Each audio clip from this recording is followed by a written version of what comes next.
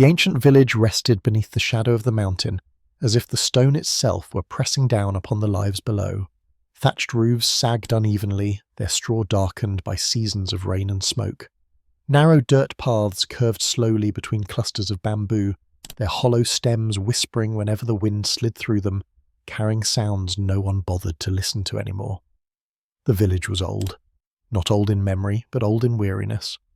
At the edge of it stood the smallest house, a structure so modest it appeared more like an afterthought than a dwelling. Its walls leaned inward slightly as though tired of standing. The doorway was low, forcing anyone who entered to bow, whether out of respect or necessity. Inside light struggled to exist. A single oil lamp burned near the wall, its flame thin and uncertain breathing, in shallow pulses. Shadows wavered across the room, stretching and shrinking like living things. Smoke clung to the ceiling, darkening the beams that had supported generations of quiet suffering. Upon a rough wooden platform lay the body of an old beggar woman wrapped carefully in a coarse linen shroud. The cloth was clean, though worn thin from many washings washed by hands that had known hunger more often than fullness.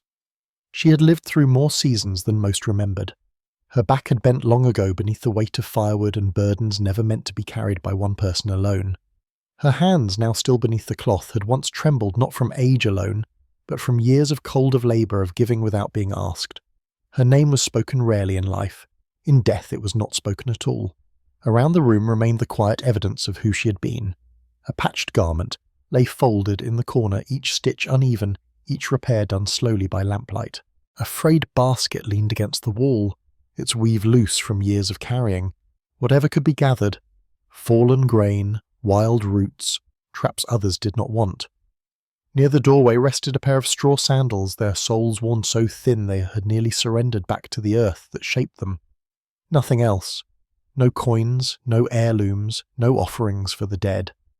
There were no drums outside the house, no ceremonial chants, no priest reciting words meant to comfort the living, only the wind slipping through the bamboo slits in the walls, only the faint hiss of oil-feeding flame, only the heavy silence that settles when a life ends without ceremony. A few villagers stood inside their figures half-formed in shadow. Some had come because it was expected, some because curiosity had drawn them in, a few because they had once received something small from the woman and did not know how else to repay it. They spoke in low murmurs, careful not to disturb the stillness, unsure what words could possibly belong to a death like this. She was old, one whispered. She suffered enough, another said, though without conviction. At least she rests now. No one wept loudly. No one knelt. The oil lamp flickered, and with it the last fragile witness to her breath. Footsteps sounded outside. They were slow, measured, unremarkable. A man appeared in the doorway. He did not descend from the sky. No light followed him. No thunder marked his arrival. He stepped into the house as any weary traveller would, ducking slightly beneath the low frame. Dust clung to the hem of his cloak. His sandals were nearly stripped of their soles, the leather cracked from long use. His hair bore the scent of forest wind and road dust, and his face carried the quiet fatigue of one who had walked far without rest. No one turned at first. There was nothing about him that demanded attention. He said nothing. He asked for nothing. He moved slowly toward the wooden platform and stopped beside the shrouded body.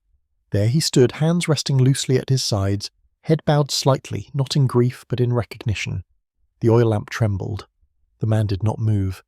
Moments stretched thin. The villagers began to notice him one by one. "Who is that?" someone whispered. "I've never seen him before. Why does he stand there?" No one remembered seeing him speak to the beggar woman. No one recalled him sharing her bowl or walking beside her on the road. There was no visible bond, no reason for his presence that made sense to them. And yet he remained. His gaze rested upon the covered form, steady and unblinking, as though he were not seeing a body but something far beyond it. An old villager shifted closer, squinting through the dim light. As the man lifted his head slightly, the flame caught his eyes. The old villager froze. Those eyes were not ordinary. They held a depth spoken of only in ancient hymns, in half-forgotten prayers, whispered by elders who claimed their elders had once believed. A sharp breath escaped his chest. The murmurs died. No one moved. No one spoke. The realization spread through the room like cold mist, crawling along the floor, seeping into every corner of the house, settling into every chest. God was standing there, not as a king, not enthroned in light, not clothed in judgment, but as a weary traveller beside the body of a poor, forgotten beggar woman. Fear did not come, nor did joy, only confusion, heavy, unsettling, impossible to ignore. A single question formed in every heart, unspoken yet powerful enough to bend the air itself. Why would God come to stand before someone so poor, so unknown, leaving nothing behind for the world to remember? The oil lamp flickered again. God did not answer. He remained silent beside the shrouded body, and in that silence the village felt for the first time that something far greater than death had entered the room. God closed his eyes. Nothing changed for the villagers. No light rose from the floor, no images appeared in the air, no voice echoed through the walls. The oil lamp continued to burn as it had before, its flame trembling weak, unaware that heaven itself had turned inward. The villagers waited tense and uncertain, expecting something, anything, to mark the moment. Nothing came. To them, God was simply standing there, silent and unmoving, beside the shrouded body of the old beggar woman. But behind his closed eyes the world opened, not as memory and not as dream. The house fell away, the bamboo whispers faded, the smell of smoke and dust dissolved into something deeper: earth, rain, sweat, blood, breath. A life unfolded not as a story told, but as a path walked again, step by step, wound by wound. God saw the beginning no one remembered. A frail infant laid upon rough cloth, crying into a world already heavy with hunger. A mother's hands, thin, shaking, pressing the child close, whispering prayers without words.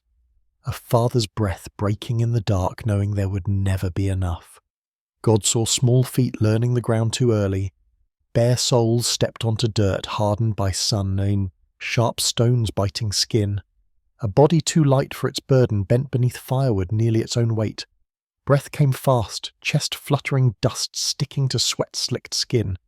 No voice called out in concern, no hand reached to help. The road stretched on. God saw hands reaching into harvested fields after others had gone. Broken rice stalks cut into fingertips. Blood mixed with dirt as fallen grains were gathered one by one, each kernel pinched carefully as if it were gold. Hunger pressed from the inside, a steady ache that never fully left. Wind moved through the empty field, carrying laughter from faraway laughter that did not belong here. God saw winter creep into bones. A small room, darker than this one, colder too. A dying ember glowed faintly in a clay hearth, offering more hope than heat. A thin body curled close to the ground, arms wrapped tight, breath turning white in the dark. Teeth chattered softly, not loud enough to wake anyone. Outside, snow pressed against the door. Inside, silence pressed harder. God saw knees bend before anger. A landowner's shadow loomed large, blocking the sun. A voice heavy with impatience spoke of debts and demands. The woman lowered her head, knees sinking into dirt, accepting extra labour without protest. Words of defence rose in her chest, but died before reaching her lips. Survival required silence. God saw loss without ceremony. A loved one lay still much as she did now, but with no cloth to cover the face. A bowl of watery porridge was placed before the body, the only offering she could give. Steam rose briefly, then vanished. Tears fell into the bowl unnoticed, uncounted. All of this passed before God without distance. Each breath was known. Each pain was measured. Each moment endured was seen. And yet these were not the moments that deepened God's sorrow. The scenes shifted not away from suffering, but into something quieter. God saw a roadside at dusk. A child sat alone, knees drawn to chest-face streaked with dust and tears. The woman approached slowly, her own stomach empty. From a small cloth she unwrapped half a boiled sweet potato, still warm. Without a word she placed it into the child's hand and walked away before gratitude could form. God saw dawn before the village stirred. A bundle of firewood was placed carefully beside a widow's door. Fingers lingered for a moment, adjusting the stack so it would not fall. Footsteps retreated quietly, leaving no trace of who had come. God saw lamplight trembling over the fabric. A garment lay across thin knees. Needle and thread moved slowly, stitch by stitch, repairing tears that were not her own. Eyes burned with fatigue. Hands shook but did not stop. The lamp sputtered.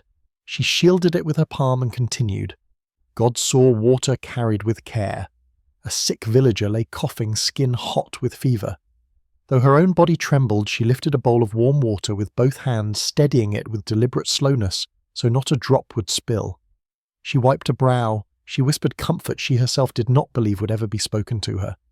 God saw prayers beneath an ancient tree, knees pressed into roots hardened by age, hands clasped tight. Names were spoken, many of them. Every soul she could remember was lifted into the silence. One name was never spoken, her own. The villagers shifted uneasily as God stood unmoving. They could not see the floodwaters rising beneath his closed eyes. They could not feel the cold rush against skin as the woman plunged forward, arms cutting through dark water toward a child swept from the bank. Rocks tore into flesh. Breath burned. Fingers found cloth. She did not let go. They could not hear the crack of thunder as her thin body stood between an aggressor and someone smaller, weaker. Shoulders squared, voice low steady, refusing to move. Pain followed.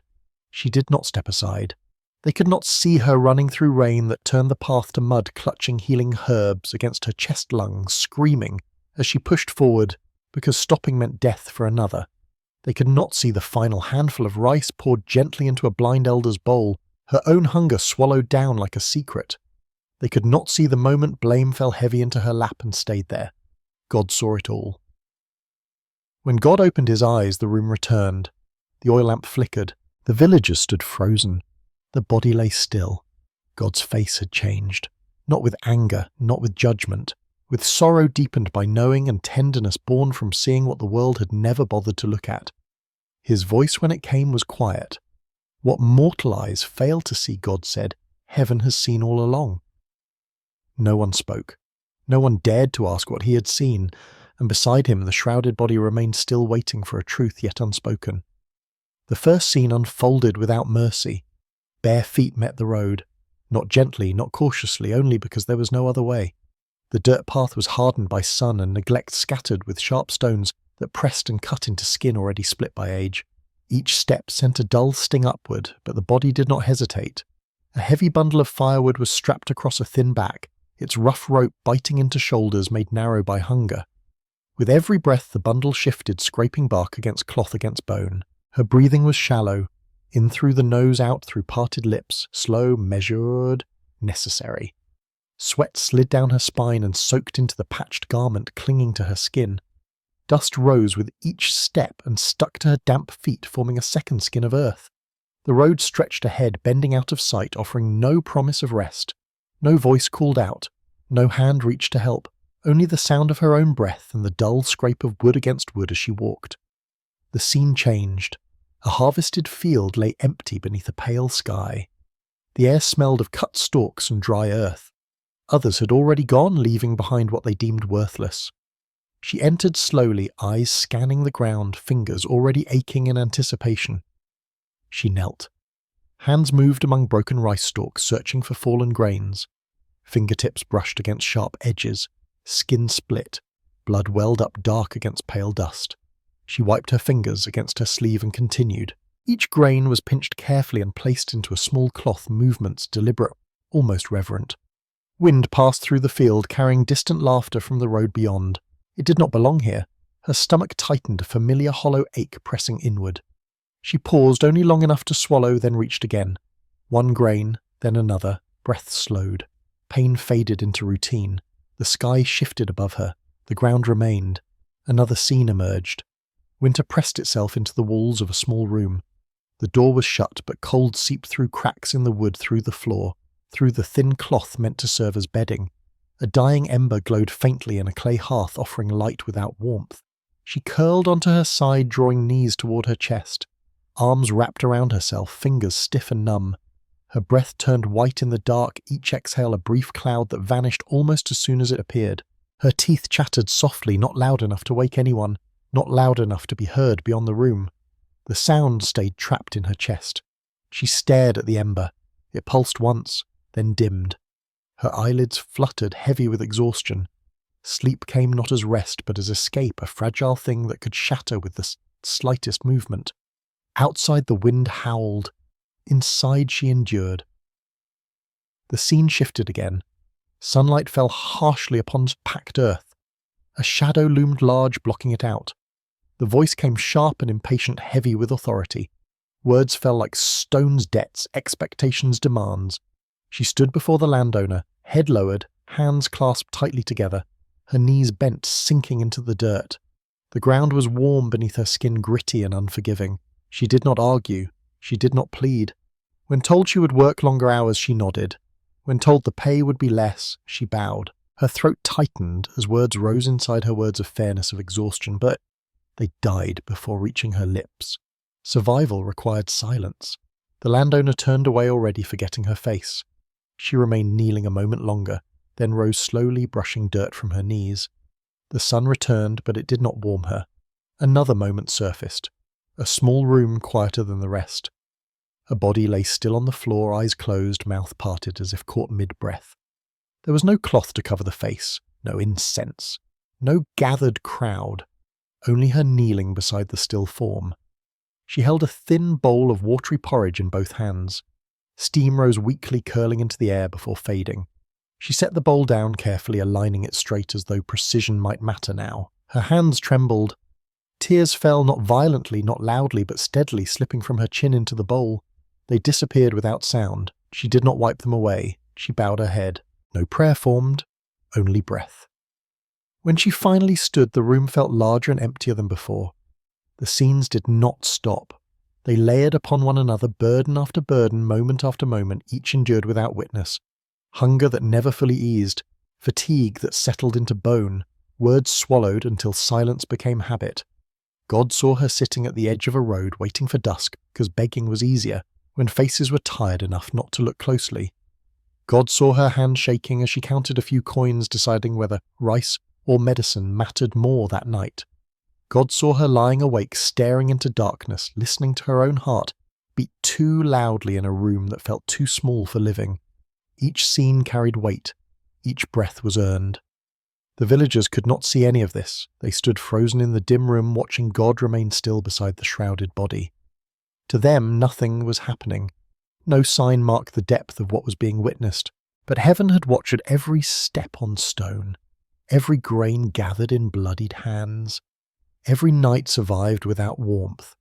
God saw the full weight of a life lived at the edge of existence and still standing. When the final scene of hardship faded, it did not leave relief behind. It left understanding. And beside God, the body of the old beggar woman lay unmoving, carrying within it a history the world had never bothered to know. The weight of hardship did not fade into rest. It shifted. God saw her walking again, but not towards survival this time, towards someone else's need. The road was narrow and uneven, dust lifting in soft clouds beneath tired feet. At its edge sat a child, small and folded inward knees, pulled tight against a thin chest. The child's face was streaked with dirt and tears, eyes red and unfocused, staring at nothing. Breath came in short broken pulls. She slowed. From the cloth tied at her waist, she unwrapped a small bundle. Inside rested half a boiled sweet potato, its skin split, warmth still lingering. Her fingers hesitated, not from doubt, but from hunger. The ache inside her answered first sharp and insistent. She knelt anyway. Without a word, she placed the food into the child's trembling hand. Her fingers closed gently around the small fist, steadying it for a moment longer than necessary. The child looked up, surprise cutting through her grief, like light through cloud. She did not wait for thanks. She stood, retied the cloth at her waist, now empty, and walked on. Behind her, the sound of crying softened into chewing. She did not turn back. Another scene opened. Dawn had not yet broken the sky. The village slept, roofs dark and silent beneath pale mist. She moved quietly between houses, breath careful, simple steps measured so the ground would not betray her. In her arms lay a bundle of firewood gathered slowly over many days. The weight pressed against her ribs, but she did not adjust her grip. She stopped before a widow's doorwood warped by the rain frame, cracked by time. She bent low and set the firewood down, arranging it neatly so it would not roll apart. One stick slipped. She caught it before it struck the ground. Her breath held until it was secure. She straightened fingers lingering on the wood, as though blessing it without words. Then she stepped away, dissolving back into the mist. The widow would never know who had come. God saw lamplight trembling again. Night pressed against the walls of a small room. The oil lamp burned low, its flame sputtering, threatening to die. She cupped it briefly with her hand, shielding it from draughts, then returned to her work.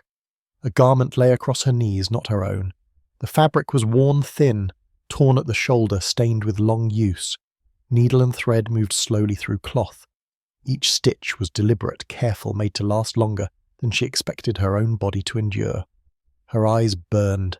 Her hands shook. She paused, closing her eyes, drawing a breath that scraped her chest. When she opened them again, she continued pulling the thread tight, smoothing the seam with her thumb. The lamp flickered. She leaned closer, blocking the wind with her body, choosing darkness for herself, so light could remain for the task. God saw her carrying water. A bowl rested between her hands, filled nearly to the rim. Steam rose faintly. Her steps were slow controlled, each one measured, so the surface would not ripple. Her own body trembled not from cold, but from fever pressing inward. She entered a small house where coughing echoed against bare walls. A villager lay curled on the floor, skin flushed, breath ragged. She knelt and dipped a cloth into the water, wringing it out carefully, before placing it on the burning brow. Her touch was gentle. She wiped sweat from the face, murmuring, comfort too soft to be heard beyond the room. The words did not promise healing. They promised presence. When she rose to leave, her vision swam. She steadied herself against the wall, waited for the room to stop spinning, then stepped back into the night. God saw her beneath an ancient tree. Its roots twisted across the ground like veins. Leaves whispered overhead, stirred by the wind, older than memory. She knelt where the earth was bare, hands clasped tight, shoulders bowed. Her lips moved. Names fell into the silence one after another. The sick, the lonely, the angry, the forgotten. Those who had wronged her, those she had loved. Each name spoken with care, held for a moment, then released. Her voice faltered. She paused, swallowing, then continued. One name was never spoken. Her own. God saw kindness that left no record. Food divided when there was not enough. Time given when rest was needed. Warmth offered while cold settled deeper into her bones. Each act was small, each act cost her something. The villagers never noticed these moments. They did not see her step aside so another could walk more easily. They did not hear her quiet apologies when she had nothing left to give. They did not count the ways her hands were always empty because they had been full for others. God counted them all. Every shared mouthful, every hidden gift, every prayer whispered into silence. The scenes passed not quickly but gently, one flowing into the next like water finding its way through stone. No single moment demanded attention. No act announced itself as worthy. Together they formed something heavier than suffering. They formed devotion lived without witness. In the dim room of the village, God stood unmoving. The villagers felt unease settle into their chests, though they did not know why. The air seemed thicker, weighted by something unseen. The oil lamp burned lower, its flame trembling as if aware it stood in the presence of a truth too vast to illuminate. Beside God, the shrouded body remained still, but the silence around it had changed. It was no longer empty. It was filled with every unseen kindness the world had failed to measure. Kindness alone did not define her path. God saw moments where fear had every reason to speak and did not. The earth was already trembling when the water came. Rain hammered the ground until it could hold no more. The river swelled beyond its banks, its surface churning dark and violent, carrying branches, debris, the sharp smell of mud and broken earth. Shouts rose from the village voices, tangled in panic. A child slipped. The cry was short, sharp, cut off as the current seized the small body and dragged it away from the bank. Water closed over flailing arms. The crowd froze fear-rooting feet to ground. She did not stop. Her bundle fell from her shoulders. Sandals were left behind in the mud. She ran, breath tearing from her chest, and plunged into the flood. Cold struck like a blade. The force of the current slammed against her, knocking breath from her lungs. Water filled her ears, roared through her skull. She fought forward, arms cutting through the current, fingers scraping against stone beneath the surface. Pain flared as rocks tore into skin. Blood streamed away unseen. Her legs buckled, then pushed again. She reached the child. Hands closed around wet cloth, slippery and small. The current wrenched them apart. She tightened her grip muscles, screaming as she dragged the weight toward her chest. Her breath burned, vision blurred. The river did not care. She kicked toward the bank. Someone reached out. Another set of hands joined hers. The child was pulled free, coughing alive. She was not seen when she was dragged ashore for the downstream body. Shaking breath, ragged skin torn and bleeding, the river moved on. Another scene rose, A narrow alley pressed close walls leaning inward, trapping sound. Voices clashed, one sharp with anger, another thin with fear. A figure was shoved backward, stumbling. She stepped between them. Her body was thin, fragile against the size of the aggressor. She raised her arms, not in threat but in refusal. Her voice was low, steady, carrying no challenge. Enough. The word did not echo. It did not need to. The blow came anyway. Pain exploded across her shoulder, across her ribs. She staggered, but did not fall. She remained where she was, body planted like a post in the ground, shielding the one behind her. The aggressor spat curses, then turned away. She lowered her arms slowly. Her breath came shallow and fast. She did not look back to see if the one she protected had fled. That was never the point. Another moment followed. The sky broke open with wind and rain. Thunder cracked overhead, splitting the dark. The path through the forest turned slick and treacherous, roots and stones, hidden beneath flowing water. She ran. Her chest burned. Her legs shook. One hand clutched a bundle of healing herbs to her body, wrapped tight in cloth to keep them dry. The other reached out blindly, steadying herself against tree trunks as she slipped and caught herself again. Rain soaked her hair, her clothes, her skin. Cold pressed deep into her bones. Each breath felt thinner than the last. She did not slow. A dying elder lay waiting at the end of the path, breath already fading. She stumbled through the doorway and collapsed to her knees, hands shaking as she unwrapped the herbs. The elder lived through the night. No one spoke her name. God saw a bowl placed gently on a floor. A blind elder sat cross-legged, hands searching the air. She knelt and guided the bowl into waiting palms. Inside lay a small portion of rice, her portion. She watched as the elder ate slowly, savouring each bite. Her own stomach clenched, then settled into emptiness. She did not look away. She rose and left quietly, hunger following her like a shadow. The final scene unfolded softly and cut deepest. Accusations filled a small room, voices layered with fear and urgency. Something had gone missing. Eyes turned. Blame hovered heavy and eager. She stepped forward. Her voice did not tremble. I took it. Silence fell. She felt the weight of every gaze settle onto her shoulders. She felt the sharp sting of shame pressed upon her skin, the relief passing over the face of the one truly responsible young terrified spared. She accepted the punishment without defense. When the door closed behind her, the mark of disgrace followed. Whispers trailed her steps. Heads turned away. Work became harder to find. She did not speak the truth. God saw courage that did not roar, courage that entered floodwaters without pause, courage that stood still when retreat would have been safer, courage that ran through storm and darkness for another's breath, courage that accepted hunger, pain and blame so others would not have to. None of it left monuments. None of it was remembered. In the dim room of the village, God remained beside the shrouded body. The villagers stood in silence, unaware that the quiet before them was not emptiness, but the echo of courage that had once stood between life and death, and chosen life for others every time. The final truth did not arrive with force. It emerged the way certain wounds do, slowly, quietly, after everything else has already been endured. God saw a night no one remembered speaking of.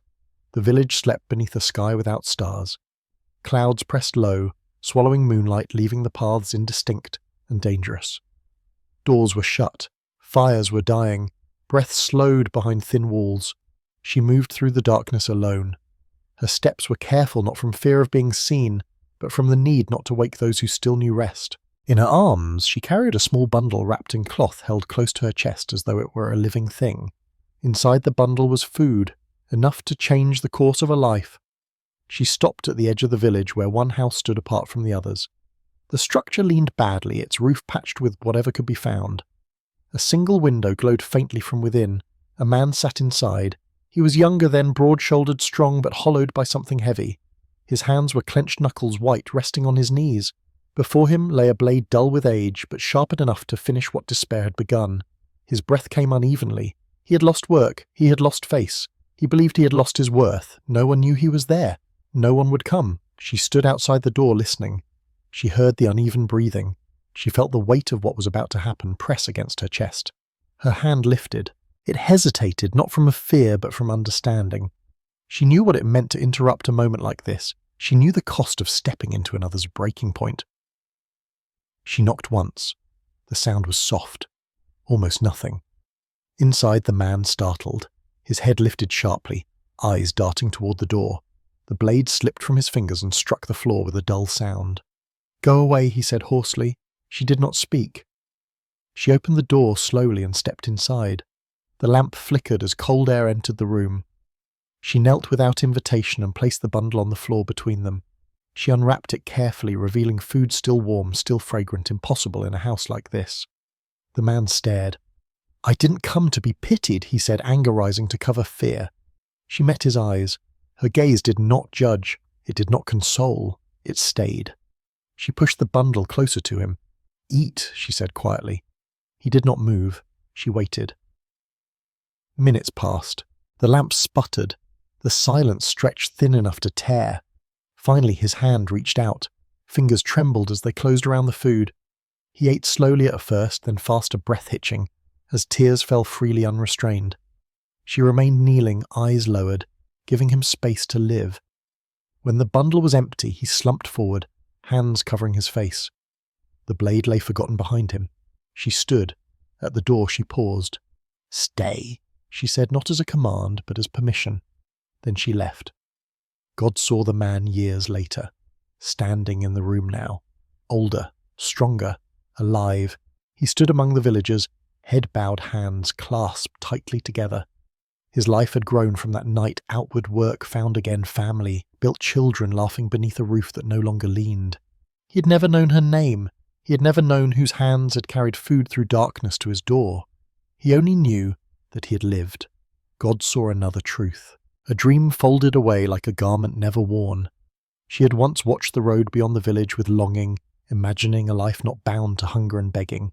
There had been a chance, one fragile opening offered, by a travelling merchant who saw skill in her hands, who spoke of work beyond the mountain. She had looked back at the village, at a child clinging to her sleeve, at an elder coughing alone in the dark, at mouths that would go hungry without her. He declined. The road remained unwalked. No one knew what she had surrendered. God saw the wound that never healed, an injury taken in silence, festering beneath cloth and pride, because tending it would have meant turning away from someone else's need. Pain settled into her bones and stayed there, shaping the way she walked, the way she slept, the way she aged. She never spoke of it. God saw the weight she carried so others could move freely. Years pressed down upon her until her body finally gave way, not in rebellion but in release. The scenes faded. God opened his eyes. The room returned the oil lamp, the bamboo walls, the villagers frozen in breathless stillness. Among them stood the man whose life had been spared by a knock in the dark. His chest tightened, though he did not yet understand why tears filled his eyes. God looked upon him, then upon the shrouded body. The truth remained unspoken aloud. It did not need words. Heaven had seen what earth had missed. And the silence deepened heavy with a mercy no one present yet understood. God did not move at once. The room held its breath. The oil lamp burned low, its flame bent and wavering as though it too were waiting. The villagers stood rigid, eyes fixed on the figure beside the wooden platform, afraid that any sound might shatter something fragile and unseen. God reached out. His hand did not glow. It did not command. It rested upon the linen shroud with the gentleness of one who knows exactly how much pressure a fragile thing can bear. His palm was warm, steady, certain. This life, God said softly, was never small. The words did not echo. They settled. No one dared speak. No one dared breathe too deeply. God did not speak of reward in terms the village understood. He did not name virtues. He did not weigh deeds aloud. Heaven had already done its accounting in silence. He leaned closer, his voice lowering not for the villagers but for the soul that lingered near its former shell. "You carried others when no one carried you," he said. "You fed mouths while your own remained empty. You chose to stay so others could go on." His fingers pressed lightly, no force, no demand, and now God whispered, "You may rest." The air changed. Not suddenly, not dramatically. Warmth spread through the room like breath returning to cold hands.